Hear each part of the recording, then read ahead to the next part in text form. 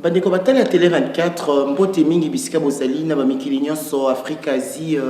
Europe, Amérique bisika pe tozali awa mbote mingi. Tosuka kala mbote te to souhaiter bino ba bonne année parce que la fois passée ezaki na 2014 de mon année qui na mois d'octobre. Tozongi sous na télé na biso na 2015 to kumisa na nzambe wa pesi biso grâce wala pe souffle de vie ako kutana sous na mbola 2015. Toyeli boso na binonga molobeli na bino maman Hélène Kanumbi. Na émission na biso ya Cri silencieux na évité so bolanda ki moi 2 émissions autolança ki na chaîne ya Télé 24 tozali ko lobela sur Cri silencieux bao ba yeba kité Cri silencieux tozali lobela mingi mabota to mona ki que basi na bana basé ba personne vulnérable bazo subir ba conséquences soit ya ba biso ba maman bazana na ba mabota même ba papa pe bazana ba biso alors ba sujet vulnérable ça qui plus bana na biso. Tout le monde a pas tout bana biso mingi bazo kanga bango bana bango bela biso mingi bazo continuer ba classe te bana biso mingi bazo vivre vraiment ndenge bana poto bazate suite ya ba biezo le kana mabota le lenge o bana bazo lela to benga ki en crise silencieux mutoyo ka bango azate ya moto lobi le loto le kana ba média to me kana ko lobela makambango et ko aider biso soki quand même tozo ka ba mabe na biso et ko aider biso bana na biso bazala pe bien puis bizali o to zana ngo ya mabe to me ka ko tika. Et monsieur ami balé tolonsa qui est sur et là on y était là etinda ka ba maman batala libanda comportement ba papa ou etinda ka ba maman lelo ba déconner ba maman lelo ba jouer sur rôle na bango ya ba cité to meka ko sujet mo ba cité belé so boki na ligne bo meka ko tala ngo bo mona mais lelo to zongi parce que les mamans ba solo la ki ba maman ba lobaki ba papa pe ba pesi biso ba sujet oyo et ça dit que et ça la que bango va se comporter dans modèle wana ba comportement ya ba maman ou ça que ba papa ba s'occupation na ba maman ti ba papa ba koma na bakanda ba papa ba koma na n'importe quoi na couple yango le lot bi émission na biso to solo la sur le comportement de femme ou ça que mi ba liba agir na ndenga mabe. Tant de temps c'est micro na biso ya Cri silencieux ya Télé 24 to kende ko trouver à papa na biso babaki ba pesa so ba sujet oyo bango ba mona que basi bazo sala mabe alors bango ba préférer ba kende ko mona ka so basi musu na libanda. Tout d'abord un sujet liboso ba papa babaki le respect pour la papa est très délicat, est très important pour la bango babi. Moi si azanga respect na mobali eza lokola moi si oyo a robé cette éducation tant que ya bana na moko le respect zanini personne na ilobeli ya maman na esengeli na ye na kosola na ina mobali na ye azo considérer mobali na ye lokola mwana moki babi mobali banibani so babi ata toza na ombula moko ata peut-être na za mokolo no tant si ambula moko bi ambula mbali maman papa sengi respect na façon na koloba na façon na ko intervenir surtout soit na bapaya babi mosi musu bapaya bazali akotika na mobali tante akolobondire yende kolo bapaya wana tant musu papa na masona maman babetaka entre bango mibalité moi ça koluka kata akota alaxa vraiment que nde yende mo mutu ayebi non et musu tant musu papa ici kazela se sentir embarrassé moi bengano ezate pour papa baza mais maman yo ozo continuer ka koloba o tala mobali na misute tam soit fini au listo ils ont la tozo konika koloba donc maman nanga ici quand la mécano on rectifier le respect et puis même sous babi ko finga mobali o finga mobali on dit finga lekino ya suka bi ko finga mobali on dit finga camarade no bobetara na bango kedo bobetara na bango nzango papa se paye na moté mususu ko critiquer mobali na autant mususu et pas batou bien na libanda tout ça ils ont manque à respect. Il faut ebongi opesa moto mobali valeur na ye ebongi c'est vrai que ba makambezali comme on suit les comme so comme le kata mona moko betela li solo ba passe musu ba mama to le kana mais tant ozo betela li solo mobali no oyeba moto na za ya yo oyeba o le ba mutali bandati respect na vraiment très important. Deuxième sujet o ba papa balobaki ba mama o bazaka propreté. La fois passée, tu te souviens que papa va propreté, mais il y a maman et ça très important. Moi, s'il faut ça la soin. Quand j'ai dit propre, la propreté, ils en entendent sous façon de se présenter. Façon na la télé, façon na lambaka, cuisine na yo, ndaku na yo, bana na oso ozana bana. Suppose na bana tenda kune bandenya ko tenir en chambre surtout. Ba papa me souba oui, ba maman ba tinda ba batanda mbeto. Oui, c'est vrai tam sozana king size ou bien ozana queen size. C'est vrai, mbeto tam soko kotana te mais maman nanga kotanda mbeto za rôle na. Quand la salle de bain, oui, il faut bon ça rappelle, mais papa peut-être me soit aider on a connu quand même maman, et ça vraiment priorité dans cuisine, et ça à moi aussi. Papa soit comme suko yolo basani c'est que comme un problème. Ngalo bango oui mo bala ko suko la basani mais a sukola ndenge yo sukola te ou soit suko ya sukoli. Yo kende ko tala sani na yo kende ko essuyer réchaud na yo tout ça maman to ebindi ni to dans ça misala tant to kola. So pour ça la misala te le ko yekola. So pour mon papa au sale là yo pelinga que un jour c'est que non papa ko sala te ngamo na olikana ke ko sala. Mais ba maman na so poto be ba maman na so me suspect kana ba te Afrique. Lelo misala ba sa resute ba comment otike la papa. O lvani no vraiment biozota na opra. Besoin dans une émission me souffle de l'amour et puis quand bosco il y a 18h tu as au la bassane maman papa va aussi péter la montée. Troisième point la biso ba maman oyo ba yebaka rôle na bango ya basité ndete lo bangi na papa to lo bango susu na ba maman maman na nga nzamba tio pembe na mobali pose la aide ya mobali maman na nga nzamba tio pembe ni pose la éducatrice ya mobali oui aza mobali a na autorité. Oh, nzamba pesaye mais so talango vraiment bien mibali bazar loko la bande il faut jouer rôle non ya maman il faut jouer rôle non ya éducatrice il faut jouer rôle non ya encadreur il faut jouer rôle non ya ko chérir il faut donc naïbité comment je peux expliquer nanga ko tali kamo nanga monter pour na peu parfaite mais maman so tali bien libota evandaka pona yo papa okene ko luka papa oyane nango mais so makambolo bi vanda ezayo taka maman soko kani maboko no beso maman lembisi maboko no ndako no et baby maman il faut jouer rôle no ya aide maman il faut jouer rôle no ya éducatrice maman il faut jouer rôle no ya moto oyo alingaka au mona ke makam na yo eko tambola bien toza sous na sujet mususu to ko tsama vraiment makasi ba maman o bazaka na amour te dans le sens que okutita musu mobali na bana na ye libale kufa ou bien maman bana wana akufa mobala zuyo okoti oye po boko la bana mbanda maman yo tam so bazi en Afrique ba yeno na poto ou bien ba kuta no tam so peka awa ba yena o ba bi que non o mériter libala o koti na ndako o ko monyoko la bana mbanda non seulement nyoko la bana mbanda mais o ko monyoko la papa wana o azo s'occuper na o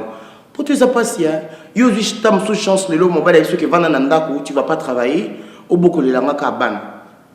mais mbongo ba opeso wana yo sala ate mobile mtaoya na mbongo ozi mbongo wana okomosala nango famille na bongi oui il faut que sa famille mais on négliger pe bana te okuti na ndako il faut soigner pe bana tuna baso basala ba biso neni mbongo za passe abimi na hiver abimi na été atali kuta ta bana nete akiko luka mais yo so vu grâce aux chance mon boy que ko sala te bana na ndako maman je vois pas comment koza na motema mabe olinga bana mbanda te bien comment koza na motema mabe okomo faire souffrir papa wana o azu afutilo bio ye ou bien azu peka na poto apesio valeur ya mosa libala boni ba kitoko ba hotelengana boni pe ba bien ba na mabala te mais yo chance il ba bengo mosa moto et seigneur na olengela libala na yo et seigneur nous en a bolingo parce que c'est pas donné à tout le monde libala les grâce c'est pas tout le monde ba bengo mosa moto c'est pas tout le monde ba bengo mobala moto maman na meka ko cha bolingo so bolingo ezate meka ko lukango parce que c'est très important qu'on vivre la bolingo le jour. Et c'est très important que meka ko sala habitude bien que meka ko agir na moto olinga. Quand on dit on aime sincèrement, olinga moto ka pona nzoto na été, olinga moto ka pona mbongo neti, olinga moto pona kitoko na été mais olinga moto parce que ça on a pona ko aider, olinga moto parce que ça on a pona ko participer na vie na ba moment difficile la vie na ozana pona ko supporter, ko guider, ko pesa ye nzela. Maman na nga ba papa va réclamer mingi. Voilà pourquoi ceux qui ont bolingo, ceux qui ont respect, ceux qui ont propriété nandako, papa ko bima, akiko luka esika ba opese respect. Ako ko zulota mso moto azale kinayo, pour kuti kuna respect, pour kuti kuna ba oyambaye, pour kuti kuna tamsusu, façon bazo traiter, bazo considérer, atazani na mayile, tatazo babilo mo ezo tenir te mais kuna ba yoka quand même yé. Yo babilo ko yozana ba diplôme, yo ko zana ba bachelor, soki nini, o ling même pas ko papa, so papa mengo arrête un peu tu me déranges. Soko bi français to le beli anglais. Donc maman azaya yo, yeba ko soigner, yeba ko solane bien, yeba ko chérir, yeba ko aimer, yeba ko tcha propriété dans ndako na yo, surtout to beta cité na ba maman bazana love te. Tant dans le ba love te, eza amour propre au vrai sens du mot. Nabi love te ya ko tumbambeka na obeta on c'était dans le bon bien parce que love au tumbambeka eza complémentarité. Il faut que ça na bolingo ya ko soutenir moninga OK les lois na mbongo te osimbié OK les lois na maladie ozana cheveux na ozana moto ambetone ba maman mingi mobala za maladie akimi na ye ba maman mingi mobala za na mbongo te akimi na ye biso kozanga mbongo elakisi te que okima moninga ko maladie elakisi te que okima moninga esengeli na biso tozalanga na vraiment mpona koassiste mama na nga jouer rôle na oyo ya aide ndenge nzambe atya yo okomona ata papa aza makambo makasi ata papa aza kanga ata papa azokoka kohabite na bino te na libota mais ntango yo ozojouer rôle no oyo nzambe atya yo na mokili ekozala facile mpona yo oyekola ngo. Vraiment, papa va souligner, je vais répéter, babi le respect,